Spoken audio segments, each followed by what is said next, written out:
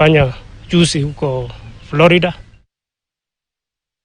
And Gor Mahia's chairperson Ambrose Rachir held a meeting with the club's technical bench as the club moves to quell tensions following a rift between the players and the technical bench. Everything happened quickly. Everything is under big tension, stress. Yeah.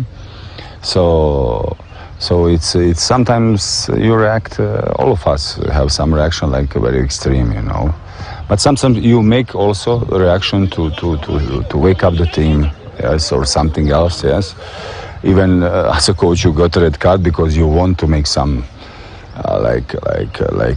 pressure of someone because you see that something going wrong. I am here first of all to talk to the players, to give them assurance that we are going to address all these issues that appear to be arising from some friction on the bench.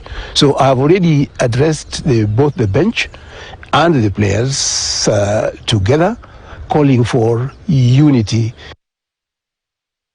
And very well, let's take another break right here on KTN Prime. We will be back with that conversation on matters to do with NGCDF, a governance dialogue in terms of NGCDF, the constitution, and how we move forward. To Damien Evans, who has been with us throughout the bulletin, our sign language interpreter, Asante Sana. But don't go too far, we'll be back with that conversation.